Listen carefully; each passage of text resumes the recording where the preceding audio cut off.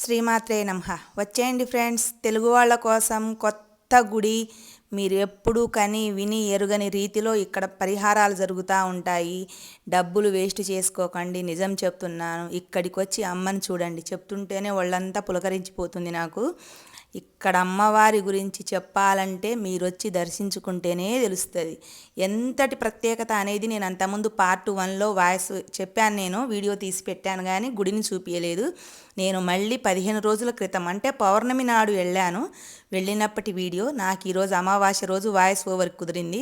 ఎందుకంటే ఏం జరిగినా కూడా అది అమ్మ దయ వలనే జరుగుతుంది. నాకు మునుపటి కొంచెం టెన్షన్లు ఉండేటివి. అమ్మ దగ్గరికి వెళ్ళాక నేను ఎంత ప్రశాంతత పొందాననేది నేను మాటల్లో చెప్పలేను. నాకేం కష్టం వచ్చినా సరే నేను ముందు పట్టుకునేది అమ్మవారి కాళ్ళే. ఆ జ్యోతిషుడు ఈ జ్యోతిషుడు అని ఎవరి దగ్గర జాతకం చూపాను. అమ్మవారిని ఒక్కసారి దర్శించుకోండి.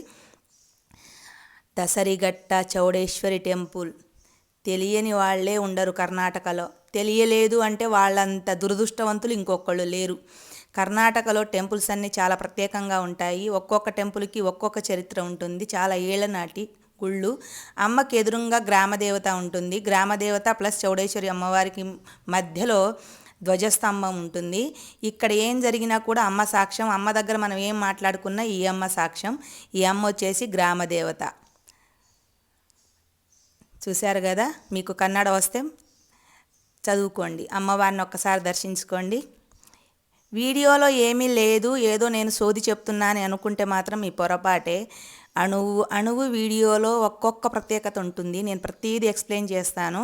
కాకపోతే ఇక్కడ వచ్చేసి అమ్మవారి ఫోటోలు దొరుకుతాయి. ఇక్కడ వచ్చేసి టికెట్లు ఇస్తారు. ఏమేం టికెట్లు అనేది మీ మీద దిష్టి ఉంటే తీసేది, చేతబడి ఉంటే తీసేది. ఇంకా ఇక్కడ మనం ప్రశ్న అడగడానికి పోతున్నాం. చూడండి, అక్కడ అమ్మవారు చెప్తున్నారా మనుషులు చెప్తున్నారో మీరే తెలుసుకోండి.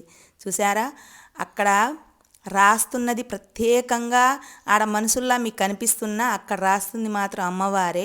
మీరు అక్కడ కూర్చుంటే ఆ అమ్మవారి విగ్రహాన్ని మీ భుజాల మీద నెత్తి మీద పెడతారు.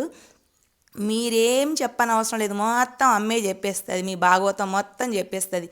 మీరు మంచోళ్ళ చెడ్డోళ్ళ, మీకు ఇది జరుగుతుందా అది జరగదా అనేది మొత్తం జరిగిపోతుంది.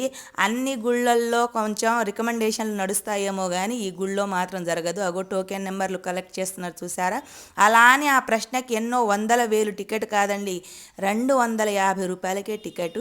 అక్కడ ఆరోగ్య సమస్యలు కానీ వివాహ సమస్యలు కానీ మీ మీద ప్రయోగం జరిగిందని కానీ మీ పిల్లలకి ఎక్కడైనా సీట్ రావాలన్నా లేదంటే సంతానం కోసం కానీ ఎవ్వరేమొచ్చినా ఏ దృష్టితో వచ్చినా అమ్మే చూసుకుంటుంది. సాక్షాత్తు అమ్మవారే చెప్తుంది. ఇందులో 2 జంటలు వచ్చారు. ఒక జంట ఏమో వాళ్ళిద్దరి మధ్యన అండర్స్టాండింగ్ లేదట.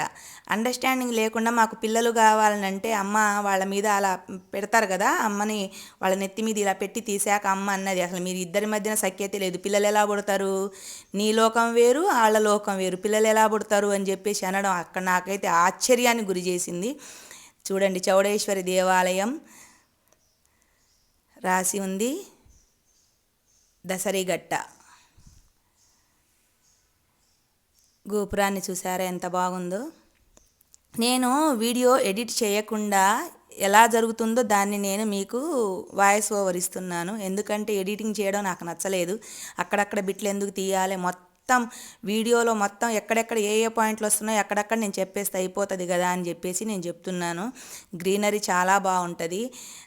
స్పెషల్ అట్రాక్షన్ ఏంటంటే ఈ గుళ్ళో చేతబడి కానీ ఏమైనా జరిగిన వాళ్ళు అక్కడికి పోతే అమ్మ టక్కన చెప్తుంది, ఈరోజు సాయంత్రం ఉండు, లేదంటే ఆదివారం రా, లేకుంటే అమావాస్య రోజు రా, లేదంటే శుక్రవారము పౌర్ణమి రోజు రా, మంగళవారం శుక్రవారం ఆదివారమే వెళ్ళాలి. స్పెషల్గా ఆ మూడు రోజుల్లో పౌర్ణమి కానీ అమావాస్య కానీ ఉంటే ఇక మీకు మంచిగా లాభం చేకూరుతుంది.